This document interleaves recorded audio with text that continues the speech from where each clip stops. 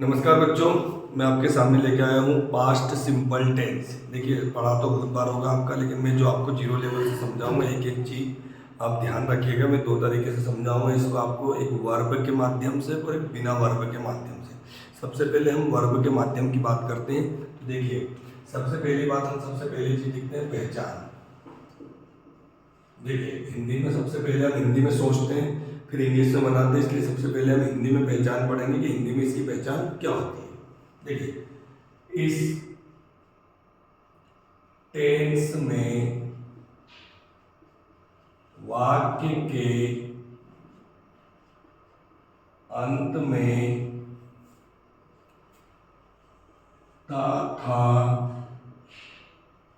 ती थे, ती थी, ते थे, तथा, आ, ई, ए आदि शब्द आते हैं। देखिए, ये एक तो जाता है, जाता था, ठीक है ना, जाती थी, जाते थे, एक गया है, ठीक है ना, उसका गई है, गए हैं, इस तरह के शब्द आपके इस टेंस में आपको देखने को मिलेंगे। देखिए, सबसे पहले हमने इसके बाद इसका हम लेते हैं स्ट्रक्चर। देखिए, स्ट्रक्चर का मतलब होता है बेटा संरचना, ढांचा। हमें टेंस को किस तरीके से जमाना है, क्योंकि सबसे मेन इंपॉर्टेंट चीज होती है टेंस को जमाना।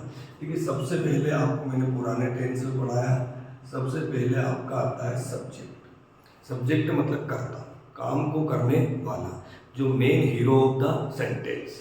देखिए, इसके बाद आपका आता है सिंपल सा सेंटेंस है ये, V2 वर्ब की second form plus other word. इतनी सी बात है। देखिए, ये अदर वर्ड कह सकते हैं, आप ऑब्जेक्ट भी यहाँ पे कह सकते हैं। देखिए, सिंपल सा टेंस है। यदि मैं इसका ये है आपका अफर्मेटिव के लिए, मैं इसका स्ट्रक्चर बनाऊंगा नेगेटिव के लिए। तो देखिए, नेगेटिव में इसमें क्या आता है, डिड आता है। क्या आता है, डिड आता है। देखिए, subject plus did not plus V1 verb की सेकंड फॉर्म हो जाएगी, अब प्लस ऑब्जेक्ट, ये हो गया। यदि मैं इसका इंट्रोगेटिव बनाऊंगा तो सबसे पहले डिड पहले आ जाएगा, डिड, फिर आपका जाएगा subject plus V1 plus object. Verb अपनी फर्स्ट फॉर्म में आ जाती है। क्वेश्चन सिंपल सा मैंने आपको तीनों तरह का बना दिया, अफर्मेटिव, नेगेटिव एंड इंट्रोगेटिव। देखिए, मैं आपके सामने एक एग्जांपल लेता हूं। राम फूल तोड़ता था। राम फूल तोड़ता था। देखिए, अब मैं थोड़ा अलग सेंटेंस लिया है। तो देखिए, सब्जेक्ट क्या है, राम पहले आ गया, फिर देखिए वर्ब है यहाँ पे तोड़ना। देखिए, तोड़ने के बहुत सारे मीनिंग्स होते हैं। ब्रेक होता है तो, और एक होता है प्लग। तो देखिए, हम यहाँ पे यूज़ करेंगे प्लग का। प्लग का यूज़ क्यों करेंगे, जब हम नाजुक चीज़ों को तोड़ते हैं तो हम काय का यूज़ करते हैं, प्लग का। लेकिन प्लग की सेकंड फॉर्म लगाएंगे यहाँ पे। देखिए, तो ये हो जाएगा आपका प्लग्ड। प्लग की सेकंड फॉर्म हो गई प्लग्ड फ्लोवर। तो राम फूल तोड़ता है। तो ये तो आगे हो गया अफर्मेटिव। यदि मैं ये इसको मैं ऐसे शो कर देता हूँ, यदि मैं नेगेटिव बनाता हूँ तो राम फूल नहीं तोड़ता था। तो राम, देखिए, डिड नॉट, तो डिड नॉट प्लग, अब ईडी हट जाएगा आपका, फ्लावर, राम फूल नहीं तोड़ता था। देखिए, इसके बाद में बनाऊंगा इसका इंट्रोगेटिव। तो मैं लिखूंगा डिड, कैपिटल लिखना आपको पहला वर्ड। डिड, किसी का नाम तो हमेशा कैपिटल वर्ड से आता है। डिड राम प्लग फ्लावर, क्या राम फूल तोड़ता है। इसी तरीके से आप बहुत सारे सेंटेंस बना सकते हैं, आप प्रैक्टिस करिए।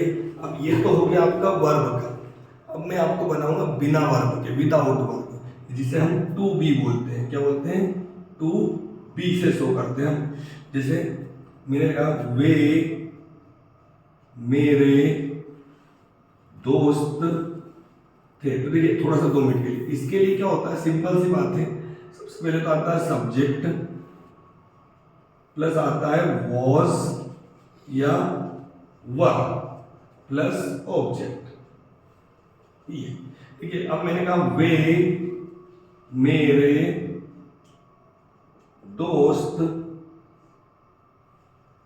थे, देखिए यहाँ वर्ब नहीं है, यहाँ पे वर्ब नहीं है, तो इसका आएगा दे, देखो वे का तो क्या दे, और वॉज या वर्ब, सिंगुलर के लिए वॉज लगेगा, प्लूरल के लिए वर्ब, दे वर माई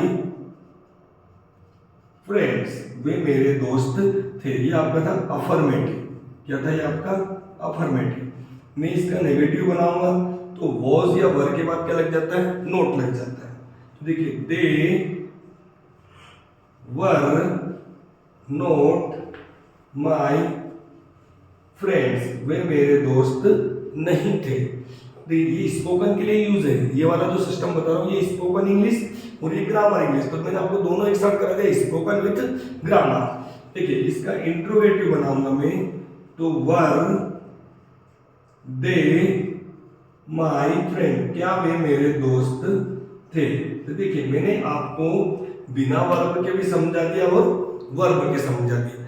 बहुत सारे सेंटेंस हैं, बहुत सारे, कोई अंत नहीं है टेंस का, लेकिन सबसे जो मुश्किल टेंस होता है वो प्रेजेंट सिंपल और प्रेजेंट पास्ट सिंपल होता है। तो मैंने क्योंकि इसमें वर्ब की सेकंड फॉर्म लगती है, जैसे आपको इंट्रोगेटिव नेगेटिव बनाओगे तो इसमें डिड लग जाता है। तो बेटा मैं जानता हूँ कि आपको बहुत अच्छा समझ में आया होगा। मैं इसी तरह आपको पहले टेंस कंप्लीट करा के बहुत आगे की ओर ले जाऊंगा। स्लो चल रहे हैं हम लोग। आप इस वीडियो को ज़्यादा से ज़्यादा, मैं कहता हूँ कि ये वीडियो एक कमज़ोर से कमज़ोर विद्यार्थी या एक आम व्यक्ति भी देखेगा तो वो इंग्लिश सीख सकता है। थैंक यू, धन्यवाद।